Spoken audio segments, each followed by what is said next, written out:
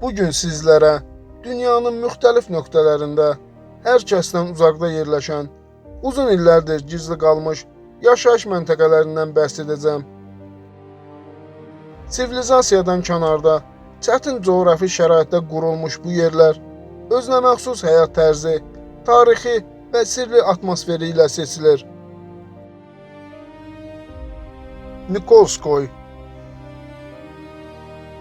Nikolskoy, Rusiyanın Kamçatka regionunda, Bering dənizində yerləşən çox ucqar bir yaşayış məntəqəsidir. Bu kənd materikdən yüzlərlə kilometr uzaqda yerləşir və bölgədəki yeganə daimi yaşayış yeridir. Nikolskoyda təxminən 800 nəfər insan yaşayır. Əhalinin bir hissəsi ruslar, digər hissəsini isə bu torpaqların yerli sakinləri olan aleyotlardan ibarətdir. Burada həyat əsasən balıqçılıq üzərində qurulub. Xüsusilə qızıl balıq ovu və balıq məhsullarının emalı əsas gəlir mənbəyidir. Bundan əlavə, insanlar ovçuluqla məşğul olur, təbiətdən müxtəlif məhsullar toplayır və yerli işlərdə çalışırlar. Sərt iqlimə və təcrid olunmuş mövqeyinə baxmayaraq, Nikolskoy sakinləri illərdir bu çətin şəraitdə öz həyatlarını davam etdirirlər.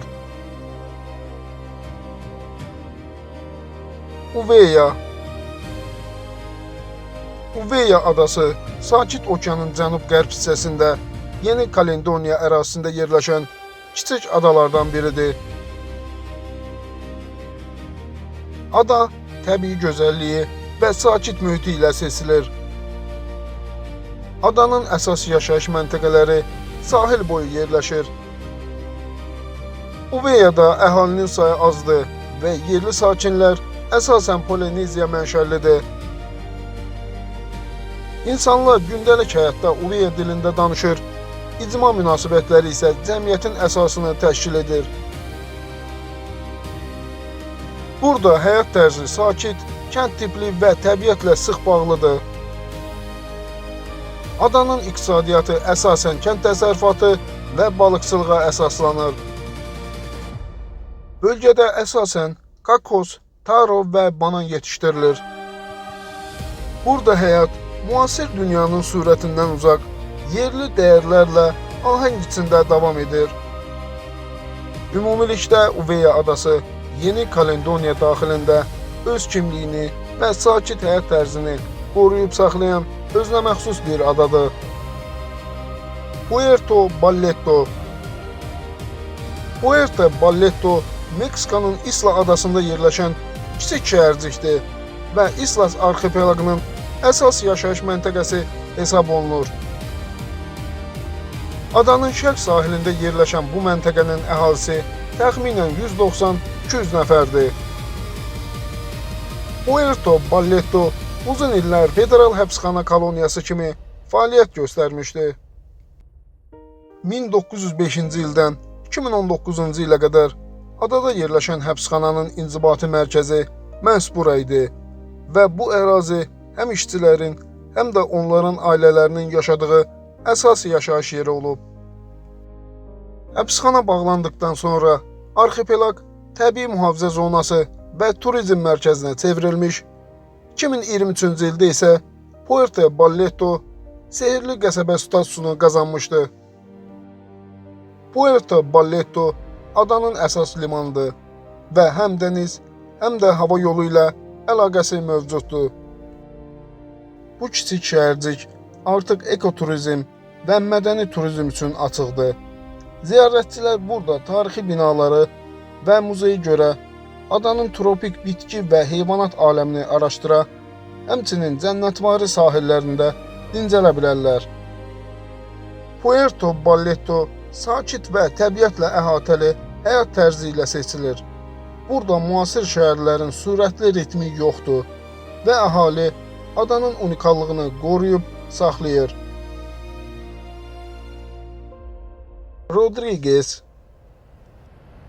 Rodriguez adası Hind okeanında yerləşən Mavriki Respublikasına aid kiçik bir adadır. Ada Maskeran adaları qrupuna daxildir və Mavrikidən təxminən 560 kilometr şərqdə yerləşir. Adanın sahəsi təxminən 108 kvadrat kilometrdir və sakit, təmiz təbiəti ilə seçilir. Adada təxminən 40-45 min nəfər əhali yaşayır. Əsas yaşayış məntəqəsi paytaxt Port Maturindir. Burada sakinlər əsasən balıqçılıq, kənd təsərrüfatı və kiçik turizm sahələri ilə məşğuldur. Ada həmçinin unikal flora və faunası ilə diqqət çəkir. Burada nadir quş növləri və dəniz canlıları mövcuddur. Ada həm sakit yaşayış, həm də ekoturizm üçün əlverişli məkan kimi məşhurdur. Burada həyat ritmi yavaşdır, insanlar arasında sıx sosial əlaqələr mövcuddur və adanın mədəni irsi gündəlik həyatın bir hissəsi kimi qorunur.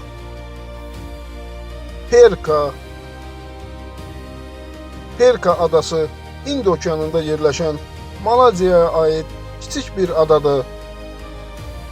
Ada tropik iqlimi, sakit dənizi ilə tanınır. Perka adasının sahəsi təxminən 21-22 kvadrat kilometrdir və burada təxminən 10 min nəfər əhali yaşayır. Sakinlər əsasən balıqçılıq, kənd təsərrüfatı və turizm sahələri ilə məşğuldur. Adada müxtəlif etnik qruplar, Malaylar, Çinlilər və Hindlilər yaşayır. Perka adasının tarixi də maraqlıdır. 17-ci əsrdə Hollandlar burada qala tikmiş və 1874-cü ildə ada Angkor müqaviləsinin bağlandığı yer olmuşdu. Bugün həmin qala xarabalıqları turistlərin ziyarət etdiyi tarixi məkanlardan biridir. Ada həmçinin turistlər üçün çox cəlbedicidir. Burada sakit çimərliklər, balıqçı kəndləri, tropik təbiət və tarixi abidələr bir arada mövcuddur. Ümumilikdə Perka adası sakit təbiəti, zəngin tarixi və mədəni müxtəlifliyi ilə həm turistlər, həm də ada sakinləri üçün diqqət çəkən məkandır.